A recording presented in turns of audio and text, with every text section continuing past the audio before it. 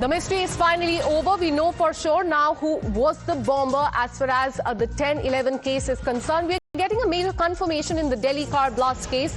Sources have told Times Now that DNA sample of the suspected bomber, Umar Nabi, have matched. His DNA has shown a 100% match with that of the mother and the brother, samples of whom were collected from Pulwama in Jammu and Kashmir yesterday.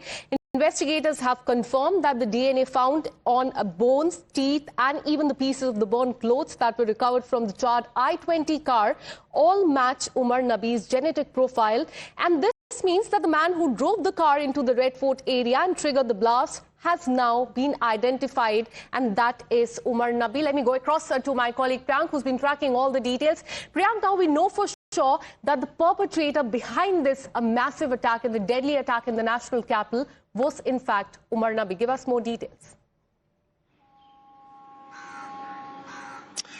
Yes, Sati. Over the period of last 48 to 72 hours, the biggest task for the investigators was to actually identify that the bomber was actually Umar Nabi. Although the visual imprints, those CCTV footages were clearly establishing, but the DNA sample was certainly something on which the agencies were banking on. Now what we have got to know through sources that it has been confirmed that the sample of Umar's mother, which was taken from Jammu and Kashmir, has actually matched with Umar Nabi. Now, in the next few days or the next few hours to come, there is expectation that the National Investigation Agency will start more manhunt for those individuals who could have been in touch with these individuals. Because if you look at the pattern, certainly these individuals were from Jammu and Kashmir, all these doctors, Umar, Muzammil and the rest of the one who Adil, these were from Kashmir. But the lady doctor who was from Uttar Pradesh is certainly showing a different pattern. How is it possible that someone who had not gone to colleges post 2023, 2013 to 14, Shaheen, was the one who came in touch with these individuals? So whether the Jaish-e-Mohammed alias, or you can say ISKP, all these organizations were banking on recruitment of individuals through Shaheen or not, is certainly something on which agencies have been working on. We have already got information that there are several other doctors also who are under the scrutiny, like one of the doctor who was from the same institution, who had been debarred from his practices after he had been found in anti-national activities there back in Pulwama, was the one who was also teaching at the same institute where Umar and other individuals were teaching. So this nexus needs to be broken. What is very important at this stage to identify all those set of individuals who, in the garb of wearing white coat or white collar, were the one who were trying to wage a war against the country. That's why these sections of UAP has also been added in the FIR. The National Investigation Agency is focusing on the module to be busted, because so far we have information about 9 to 10 individuals. 8 of them have died, arrested, and 1 of them has died. So the chain needs to be broken. DNA samples has matched. Now it is very important to see that who were the other 2 individuals whose unidentified body is still there at the LNGP hospital. So that is the next clue for which officials will be working on. Umar's DNA has matched, but the 2 individuals, whether their samples have also matched or not, is a big question for the investigators.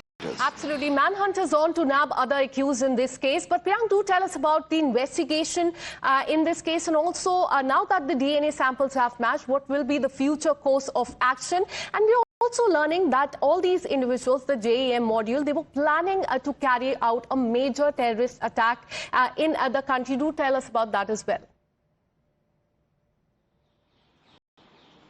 Yes, Akansha, you can see the kind of explosive which was assembled by them at Faridabad.